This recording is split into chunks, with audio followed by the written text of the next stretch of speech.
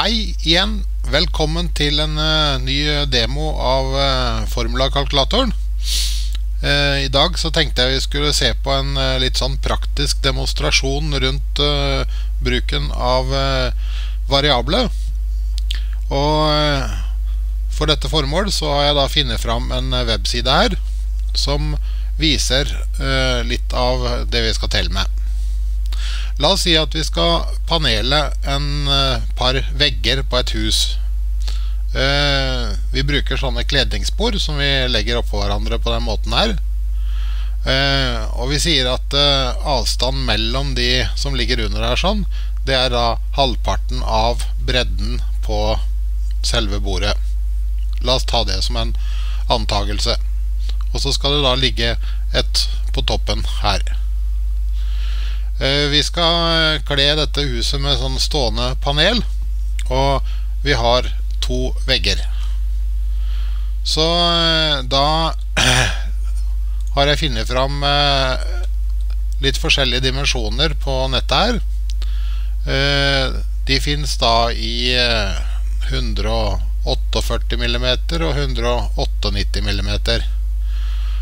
Ja, og så noen litt smalere, 123 og så videre. Det finnes litt forskjellige størrelser her. Men det kan vi komme tilbake til. Det vi kan merke oss, det er at de har i hvert fall 148 og 198 mm. Ok, så da skal vi regne litt med kalkulatoren på det. Da tar vi fram den. Og så har vi den variabelskuffen her ute. Alright, vi har målt opp den ene veggen til å være 4 meter lang. Så vi skriver 4 her. Kaller det for variabel x. Så tar vi bredden av bordene. Den er, vi kan regne med 198 først. Det blir 19,8 cm bredde. Og så har vi høyden av veggen, den kan vi legge på H. Den er 3,5 meter. Alright. Det jeg har gjort nå, det er at jeg har satt inn verdier for noen av de nøkkeldataene som vi skal regne med når vi bruker kalkulatoren.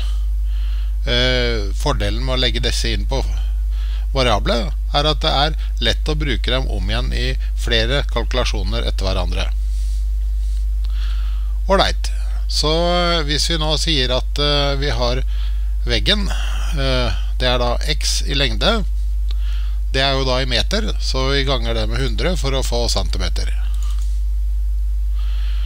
Og så har vi disse bordene, og det vi så på her sånn, hvis vi ser på det en gang til, så vi på at vi skulle ha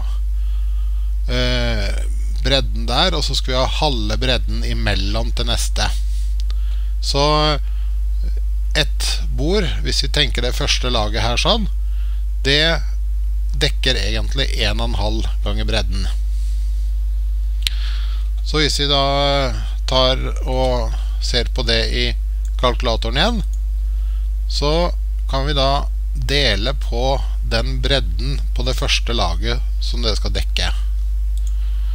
Da deler vi på, og så setter vi på en parentes, og så tar vi da bredden av bordet, som nå er i centimeter, og så ganger vi det med 1,5. Da får vi den avstanden som du ser her nede. Ok? Så lukker vi den. Og da ser vi det at på det første laget her nå, så vil det dekkes med 13,46 sånne bord, hvis lengden av veggen er 4 meter. Alright, så skal vi da ha like mange bord egentlig på toppen. Så da kan vi da gange det med 2. Og så vet vi det at i enden der sånn, så blir det da ett bord mindre. Så hvis det da blir 13 sånne, så blir det 12 sånne på toppen. Derfor så kan vi da trekke fra ett bord. Alright. For å liksom få oppdatert svaret nå uten å avslutte formelen, så kan jeg trykke på den tab-knappen. og da får jeg se at det 25,93 bord som går med til dette her. Alright. Så da vet vi det for den veggen der, som 4 meter. Men så har vi en vegg til, og den 7 meter. Og nå skal jeg vise en litt spesiell bruk av variabler her sånn, for vi kan nemlig også lagre verdier i disse variablene. Så hvis jeg trykker på den skift-knappen her nede nå, og så sier vi det at det var vegg nummer A, da lagrer vi det i vegg nummer A. Ok? Og så kan jeg da gå opp her sånn, og så sier vi den andre veggen, som 7,5 meter. Trykker jeg der sånn, så vil vi se det at det 49,5 bord som skal til for å dekke neste vegg. Alright. Så da lagrer vi det i B. Da har vi disse her sånn som vi kan regne med videre. Skal vi nå gjenta dette her eksempelet her sånn med da 4 meter, men da velger vi den andre bredden som de hadde. Det var 148 millimeter. Så kan vi se hvordan det ser ut da. Da tar vi 14,8 på bredde i stedet for. Og da ser vi det at i det tilfellet at vi bruker det, så har vi 35 i stedet for.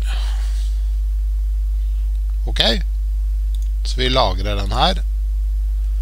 Og så regner vi da med 7,5 meter. Sånn. Og så lagrer vi det resultatet også i D. Så nå skriver jeg på noe så vi kan huske her sånn. Det var 4 meter av 198. Det var 7,5 meter. Det var 4 meter 148.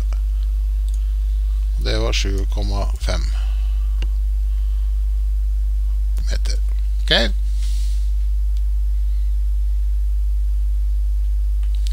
Alright, så da husker vi liksom hva disse tallene her dreier seg om da. Ok, nå har vi fått med det. Så vi kan da si at vi nå har antall bord i de to forskjellige variantene her sånn. Så kan vi vurdere det. Skal vi nå si det at vi regner ut prisen på dette her. For her på denne websiden her sånn, så står det jo da priser. Ok? Så vi vet at høyden på veggen 3,5 meter. Så da tar vi og clearer den, og så tar vi de 198 millimeterne først og prøver med det. Da tar vi, setter på en parentes, og så tar vi A pluss B, parentes slutt. Da har vi summen av antall kledningsspor som trengs i den varianten her. Og så ganger vi det med høyden. Sånn. Da får vi antall løpemeter som trengs. Og så det sånn at det ofte litt svinn når man skal sette opp dette her da, så da alle bordene jo ikke riktig lengde og så videre og sånn. Så hvis vi sier at vi regner 20% svinn, det mulig at det litt mye, jeg vet ikke, men la oss si at vi ganger dette her med 1,20 da. Da får vi at det 316 løpemeter som trengs da for begge veggene til sammen. Og så ser vi på prisen her sånn, på den der, den 39 kroner løpemeteren. Så da regner vi, da ganger vi den med 39. Ok? Da har vi fått 12 357. Da tar vi og setter den her inn i R. Da vet vi da at det er pris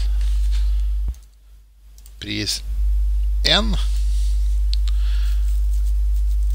Ok, så da tar vi og ser at nå har vi C og D, så har vi lengden på det andre.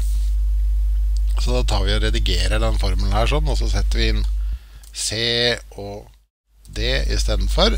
Og så vet vi at vi har ikke 39, men det var litt billigere de andre som var 148. Der er 25 kroner løpemeteren. Da har vi 25 i stedet for her, og så lagrer vi den formelen. Og da blir det 10.668. Da tar vi og lagrer den i der. Da ser vi i hvert fall at det er en forskjell på da nesten 2000 kroner på disse to her da. Alright, så det var en praktisk demonstrasjon rundt bruk av variable til en helt kurant, grei beregning. Takk for meg.